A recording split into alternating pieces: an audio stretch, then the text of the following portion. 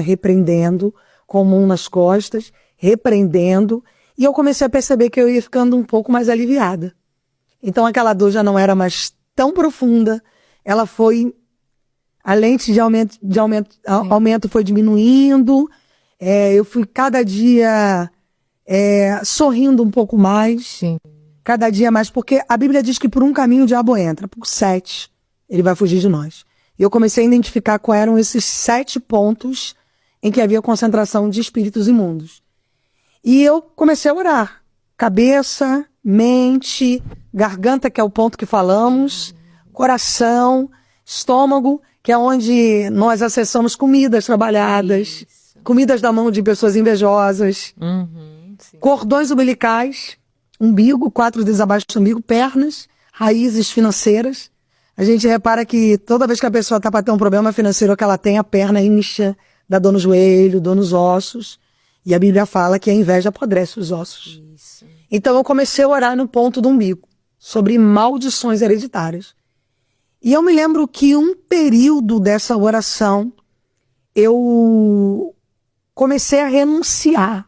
Eu renuncio o pecado, eu renuncio derramamento de sangue, eu renuncio abortos familiares, eu renuncio assassinato, suicídio. Eu renunciava aquilo. Ações sexuais ilícitas, obras de feitiçaria, sexo fora do casamento. Eu comecei a renunciar. E cada vez que eu ia renunciando aquilo, eu ia percebendo que aquilo ia me trazendo vida. Você ia na igreja? Eu ia na igreja. Sim. Só que é o que eu te falei, quanto mais eu ia na igreja, mais difícil... A perseguição, né? Aumentava Exatamente. Mais.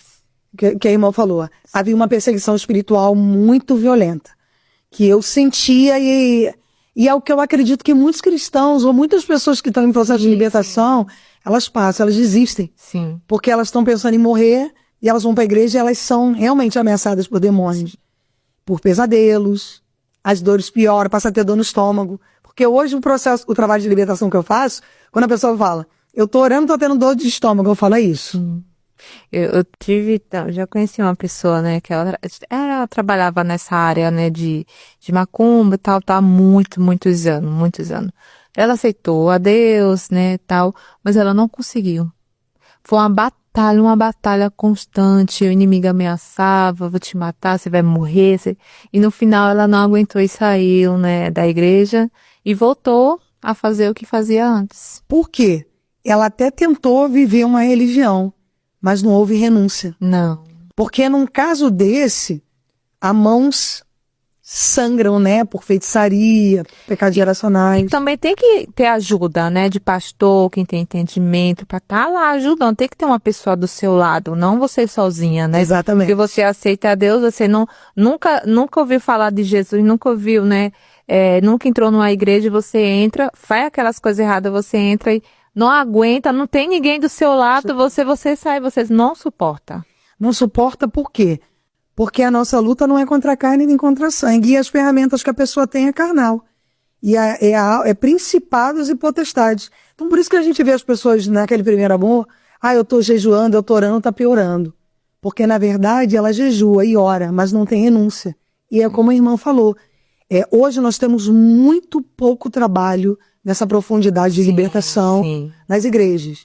Então as pessoas estão cada dia mais se tornando religiosa e menos acessando o sangue de Cristo. Isso. Que é como a irmã falou, a pessoa precisa ter uma orientação. No meu caso, a orientação veio do Espírito porque havia um ministério, como a irmã começou Você já conhecia, né? Você frequentava a escola dominical. Desde pequenininha. Você cresceu, então você sabia como se libertar daquilo. E aí eu tive que viver essas experiências de depressão, ansiedade, síndromes, desejos profundos de morte, dores de cabeça constantes. Existem muitas pessoas que hoje sofrem com dores de cabeça constantes. E procura um médico, o médico diz uma enxaqueca. Mas eu te digo que são demônios brigando por cabeça. Espíritos imundos que brigam por cabeça. Pessoas que... Dores nos ossos inteiro. Te digo que tem demônios que se alojam nos ossos através da inveja. Sangue, corrente sanguínea hereditária, que vem de raízes. Então existem muitas doenças e muitos processos que nós estamos vivendo nessa geração, que é 100% espiritual. Você vai no médico, não é nada. Faz exame, não é nada. Ah, então é normal. Não é normal, né? E, irmão, Aí você... muito bem colocado, que a pessoa vai, não tem nada, você não tem nada. Aí ela passa por um pastor que tem autoridade no mundo espiritual para botar a mão na cabeça dela, Isso. e expulsar aquele espírito imundo, chamar ali o chefe da cabeça, expulsar linhagens, e aquela pessoa passa a ter uma vida. Isso. Ela passa a dormir, ela passa a ter paz. Se ela pensava em morte, o pensamento já não existe mais. Ela passa a ter tranquilidade, felicidade. E aí ela se prepara para viver a restauração pelo Espírito Santo. Porque não é só sobre libertação, Sim. mas é sobre ser restaurado pelo Espírito. E nós falamos muito também sobre libertação, sobre as linhagens, que eu também tive que passar por esse processo de libertação de áreas da minha vida de solidão, de rejeição, de abandono. E um outro ponto também, minha irmã, que eu olho para mim hoje, eu me coloquei em muitos relacionamentos que não me cabiam por conta de rejeição. Porque a rejeição, ela é um demônio que ela atua na visão. E ela tira de você o teu brilho, o teu valor. Sim. Então você cabe em qualquer lugar para ter alguém do lado. Ele tira a tua visão de quem é você, do poder que você tem, de ser feliz que Jesus te deu através da cruz. Ele tira tudo de você. Ele põe em você uma dependência emocional. E até para pessoas que talvez estejam assistindo e que talvez estejam vivendo um relacionamento de dependência emocional, um relacionamento tóxico, que ela diz assim, eu não consigo sair desse relacionamento. Eu posso dizer para você que isso é espiritual. 100% espiritual. Porque isso é uma entidade que ela faz você se ver feio, ela faz você se desvalorizar, se conectar em qualquer coisa, em qualquer ambiente, para ter um elogio, para ter alguém que segure na tua mão. Porque eu durante muito tempo vivi assim. Então eu me desvalorizava para valorizar alguém. E quando você recebe a libertação, você entende que aquilo é tudo foco espiritual.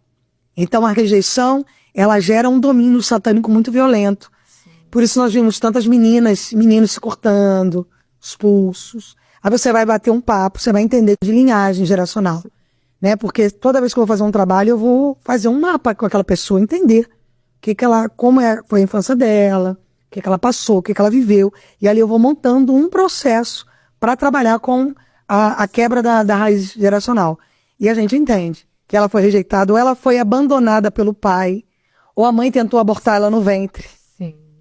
E ali aquele espírito assume a identidade daquela criança, não só ela tendo sido oferecida num terreiro, mas existem outras ferramentas para Satanás ele dominar uma criança ao seu nascimento, como aborto, rejeição, o pai abandonou, aquela mãe viveu sozinha, ou aquela mãe não quis aquela criança, e ali o diabo assume o controle daquela vida. Sim. E ali só um trabalho como esse, de quebra de raízes. Não tem uma estrutura familiar, né? Vive constante brigas com mãe, com pai ali. Exatamente. E isso, ele vai gerando uma identidade. E é tão profundo, né, irmão, essa questão da identidade, porque a gente vê que Jacó tinha uma identidade. Ele teve que ir para a casa de Labão se tratar. Com a mesma raiz que ele plantou na vida de Esaú, Labão plantou na vida dele. E quando ele recebe a informação de que ele teria que ser pai de uma nação, ele é revelado uma nova identidade. E essa identidade, ela chega para nós através da renúncia. Porque muitos cristãos falam, mas Jesus foi entregue, né, como sacrifício vivo. Mas ninguém acessa o sangue de Jesus sem renunciar aos pecados. E não são só os nossos pecados, mas os pecados geracionais. É isso mesmo, glória a Deus. Bom, você estava falando sobre, estava querendo se libertar, orando, né? Você, e a sua mãe? Então, a minha mãe, ela não, como eu te falei, ela não tinha uma estrutura. Né, ainda estava do mesmo jeito. Ela estava do mesmo jeito e pelo fato, a gente sempre se deu, mas ela nunca teve aquela estrutura de mãe. Porque eu acho que ela não recebeu, ela não soube transmitir. Sim. Nós temos uma ótima relação, graças a Deus, pelo perdão que eu recebi de Cristo e revelei aos meus pais. porque não tinha uma relação boa nem com ela e nem com o meu pai. Era agressiva, rebelde, não aceitava algumas coisas, né, pelo fato de eu ter sido abandonada, rejeitada. Então eu culpava muito eles pelas quebras que eu vivi na minha vida, né? E aí teve que haver um perdão, tanto da parte do meu pai como da parte da minha mãe. O meu pai é um pastor evangélico, né? Como eu te falei, lá atrás ele casou de novo, e a minha mãe não é convertida até hoje. Estamos em processo de oração para que ela se converta, né? Para a glória de Deus, a gente tem fé de que ela não vai descer sem salvação. Bom, continuando, né, sobre a libertação, você ali orando por você, né, procurando a Deus. E aí eu tive que passar um deserto em casa, né, de oração e jejum. Mas o jejum não era um jejum que eu estava acostumada a fazer, para ser feliz no amor, para vender, porque eu trabalhava com vendas, não. Foi um jejum de renúncia. Você trabalhava com vendas? Trabalhava com venda, eu era vendedora de automóveis. Sim. Fui diretora de empresa de automóveis, depois trabalhei 20 e poucos anos, até que o Senhor me tirou de tudo para estar 100% na obra. Né? Hoje ainda vai chegar essa parte aí, né? Você vai contar. 100% na obra. Hoje eu vivo para as almas, né? Sim. Então eu fazia muito, porque apesar de tudo, minha irmã, eu tinha aquela religiosidade de entregar o dízimo. E pela misericórdia Deus me honrava. Aonde eu ia trabalhar, o Senhor me abençoava. Se tinha 30 vendedores, os clientes vinham até mim. Mesmo você não indo na igreja, não sendo crente, né? Nem tinha começado essa libertação, e você ainda dava o dízimo. Eu parava na porta de qualquer igreja, parava o carro e pedia para falar com alguém responsável, pastor ou alguém. Sim. E ali eu parava e entregava o meu dízimo. Isso era algo para mim que era sagrado. E eu entendo muito que eu me libertei, Deus me permitiu viver esse processo pela minha fidelidade com o dízimo, tá? Porque apesar de eu não entender do processo de libertação, eu mantinha essa fidelidade e eu tinha muito propósito de sacrifício. Exemplo, eu pegava um valor e eu falava, eu vou sacrificar no altar. Eu achava que aquilo era algo que vinha de Deus, porque aquilo me trazia um pouco de paz. Sim. Então eu parava, exemplo, eu não tinha problema com dinheiro. Se eu tivesse tanto, eu falava, eu vou botar tudo no altar. Tá. Mas isso aí tem nada a ver com salvação. Não, nada a ver com salvação. Você pode dar dízimo, mas você não é crente, você dá dízimo ali, pega o resto do seu dinheiro, vai beber, vai fumar, vai curtir o mundão. E você tem na sua cabeça, eu vou ser salvo porque eu tô ajudando, eu tô fazendo isso, mas não tá nos pés de Deus, né? Não serve a Ele. Eu até tinha consciência que não ia ser salvo. Sim. Mas eu acredito que tem muitas pessoas que acham, porque talvez estão dando um dízimo, estão abençoando a obra, que elas serão salvas por conta disso. E vai não. na igreja, mas só vai para visitar e sai, eu vou aí. Jesus, não é assim, né? E na verdade não. Eu criei um ritual. Sim. Que eu dava o meu dízimo, mas eu não queria nada de fato de verdade com Jesus. Porque eu vivia no mundo, na bebida, na prostituição, nos acessos, mas eu ia lá e entregava o meu dízimo, por um costume daquilo que eu aprendi de infância dentro da igreja. Sim. Entendeu? Então aí eu comecei a viver um processo que foi tenebroso, mas foi necessário para que hoje eu consiga ajudar pessoas. Porque quanto mais eu focava na minha libertação, mais os demônios me atacavam. E era mais forte.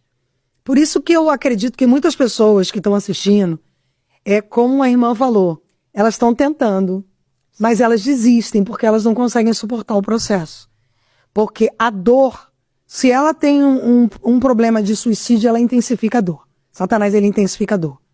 Se aquela pessoa carrega uma solidão, aquela solidão vai aumentar 100 vezes dentro dela. E o que fez de você não desistir mesmo? Porque você falou que aumentava mais, né? A batalha aí, o inimigo atacava mais você. Você vivia sozinha. Por que não fez desistir? Porque eu acho que havia um propósito para que eu pudesse ajudar pessoas no futuro como eu ajudo hoje. Mas você pensava o quê? Eu pensava que era a minha última chance.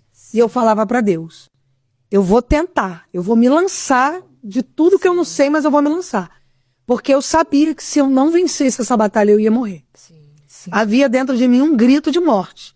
E eu sabia também que eu não podia desistir. Porque se eu desistisse, eu ia morrer. Porque os demônios, eles falavam muito comigo sobre você vai morrer. É. Do mesmo jeito que eu levei sua avó, eu tenho um primo meu que se enforcou. Tenho a minha avó que tomou chumbinho e um primo meu, que eu te falei que era pastor, Sim. que tomou chumbinho também. Não aguento. É. Então eu sabia, eu tinha certeza de que se eu não vencesse, eu ia ser a próxima a morrer. Que não havia para mim uma outra chance. Que eu precisava me lançar realmente aos pés do Senhor. E eu me lançava. E eu me lembro, irmã, que o que a irmã está falando é muito interessante, porque é muito mesmo o que eu vivi. Sim. Que quando aquilo intensificava, eu comecei a repreender. Eu repreendia. Em nome de Jesus, porque eu lembrava da sogra de Pedro. Que as pessoas estavam orando e Jesus veio e repreendeu. Sim.